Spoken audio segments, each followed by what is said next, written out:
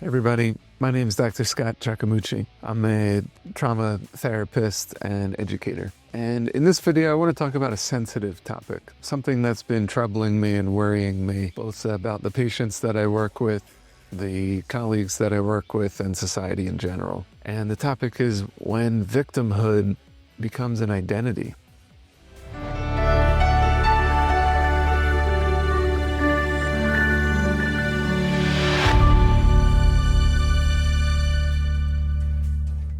So I think it's really important that we honor the pain that we've experienced, and I wouldn't have become a trauma therapist if I didn't believe that. But I think it's also important that the trauma we've experienced doesn't become our entire identity, that we don't wrap up our entire sense of self and who we are and where we're going based on a particular experience or experiences that we've had. Have you ever noticed yourself doing this? Wrapping your identity, your sense of self, wrapping it up with the trauma you've experienced, or feeling completely stuck in a story or narrative of victimhood and the powerlessness and self-pity that comes with it? Or have you noticed other people out in the world doing this? You don't have to look far to find people who are doing this and stuck in it. Now, in this video, I want to be careful that I'm not invalidating that trauma survivors were really victims to tragedy or trauma or violence or abuse or neglect or abandonment or gaslighting.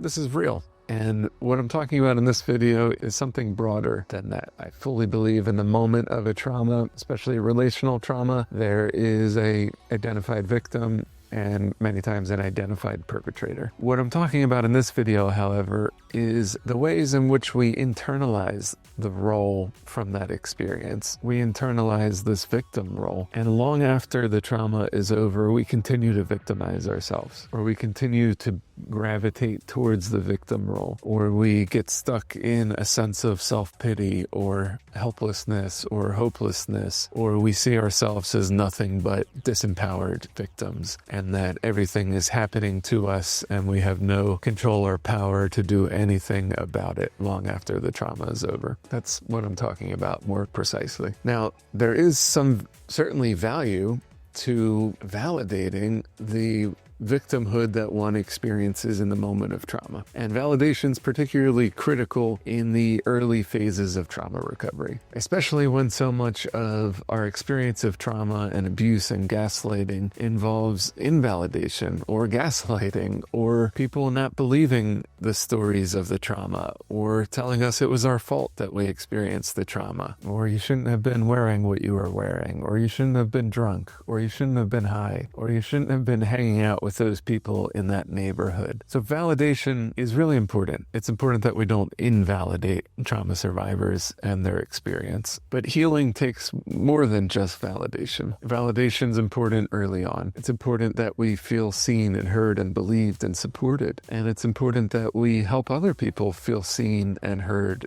and validated and supported. And this is part of the beginning of healing. To know that someone sees us and empathizes with us and understands us or is trying to understand us and validates the pain that we have experienced and continue to experience. And therapists are really good at this. Many therapists are incredible at this, and it's largely why many people choose this profession. There's even a whole concept in humanistic psychotherapy called unconditional positive regard. And it's that stance that we're encouraged to take towards a client of no matter what the client says or does, we offer them validation and unconditional regard. And I think there's something really powerful and healing that can come from unconditional positive regard, especially in the early phases of trauma recovery. But I worry that by itself, unconditional positive regard from a therapist might only strengthen the connection that one has to their victimhood or to the identity of being a victim and the disempowerment and self-pity and blame and powerlessness that comes with it. So while I'm a big fan of humanistic psychology, and I would label myself as a humanistic psychotherapist, and I think validation and positive regard are very important. I think by itself, it's not enough to promote lasting healing and change for trauma therapy. So when victimhood becomes a fixed identity, this is when we're stuck in repeating the same trauma story, the same narrative, without any growth, without resolution, without change, without integration or forgiveness or new perspective or desensitization or reprocessing. We're like stuck in a loop, and that loop of the trauma story really characterizes victimhood, defining ourselves by what happened rather than defining ourselves by who we are beyond what happened to us. This is where it can be really seductive to get stuck in self-pity and blaming everybody else for our problems. Now, again, I'm differentiating the moment of trauma from the aftermath of the trauma. In the moment of trauma, there may be someone to blame for what happened, a individual perpetrator or a system or someone in power that caused the trauma or through their inaction caused the trauma. And they're to blame for that. But what I'm talking about here is the aftermath. The 10 years later, we're still stuck in blaming everybody else for our problems long after the trauma. And we're seduced by the self-pity, the kind of entitlement that can come with it. And we get stuck in this victim mentality. I've done it myself. I mean, I'm not above this in any way. And I've worked with many clients who really get stuck in this as well, that we end up not taking any responsibility for our healing when we're stuck in this victim mentality and blaming everybody else for all of the problems in our life. And maybe there's some unconscious value to it, that we get to avoid personal responsibility, or we get to avoid doing the tough work involved in healing, or someone will take care of us if we're a victim, or someone will feel bad for us, or someone will give us more flexibility or tolerate us more if they know that we were a victim and that we continue to feel like a victim. But if we're stuck in that victimhood, we're not going to be able to grow and heal from the trauma. And so there's a real cost and risk of staying in this victim mentality. It limits our growth. It really impacts relationships. And it prevents us from developing a sense of emotional resilience or post-traumatic growth. And when we're stuck in this victim mentality, there's a real risk of other people taking advantage of us. If we're constantly putting out this energy that we're the victim, there's going to be a role reciprocity with other people out in the world and other people in our lives. And if we're a victim, that means we're promoting a role reciprocity with a perpetrator. And it's more likely that other people in our life are going to fall into a perpetrator role with us. Sometimes this happens unconsciously and oftentimes unconsciously. And sometimes this happens intentionally when somebody who is really a dangerous individual who's out looking to take advantage of someone, they're more likely to take advantage of someone who they can spot is already feeling like a victim, already disempowered, already appears to be defeated. They're an easier target. And so if we're constantly walking around in this victim mentality and putting out that energy, it's more likely that we're going to be targeted again and experience more trauma. So getting stuck in this victim mentality really can lead to a chronic resentment and anger and rage and sense of injustice that everybody in our lives and everybody out in the world, this helplessness and disempowerment. And it prevents us from developing a new narrative about our lives, about where we've come from, where we're at, and where we're going. It prevents us from changing our perceptions of ourselves and developing positive and meaningful sense of self. Getting stuck in a negative sense of self is actually one of the symptom clusters of PTSD and of complex PTSD. So this is incredibly common. And so if you resonate with any of this, one of the things we want to do is start to move away from a victim mentality and towards more of a mentality of a survivor, or some people call it a thriver, or I like to just use the term of a person in recovery. And to make these more congruent aspects of our identity, rather than just focusing on victimhood as an aspect of identity. So this means reframing it from this happened to me to I experienced something horrible and I grew from this, or really cultivating ways of growing from trauma, post-traumatic growth, which I did a couple videos on actually, in the 5 different areas of post-traumatic growth, looking for new opportunities in life, a sense of gratitude and appreciation for life, a new sense of our own personal strengths and positive qualities, new value, interpersonal relationships, and a stronger sense of spirituality, religion, or meaning and purpose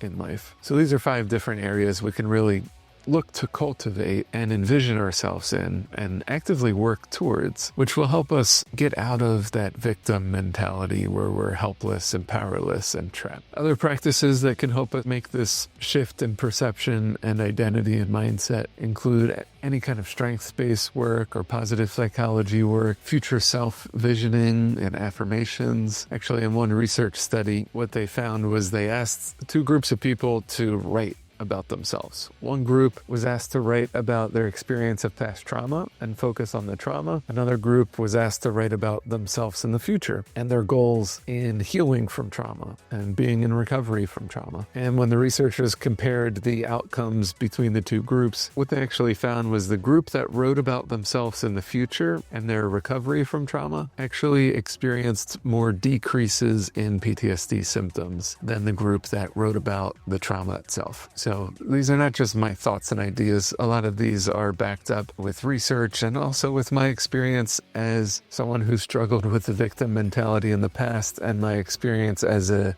trauma therapist working with trauma survivors and teaching and supervising other trauma therapists who are also working with trauma survivors. Now, of course, another thing that can be really helpful with this shift in identity is therapy. Individual therapy, group therapy, any kind of therapy. CBT therapy can help us change our beliefs about ourselves and others. EMDR can help us desensitize the pain from the past, let go of old beliefs, work through how the trauma, the memory lives within our body and our mind, and create a new narrative about ourselves going forward. IFS, psychodrama, really any of the expressive arts therapies, any kind of therapy could be valuable in this transition. So if you're someone who feels like they're really stuck in this victim mentality, I really want to encourage you to seek help and to know that you don't have to be stuck in this forever. There's some research that Marty Seligman did.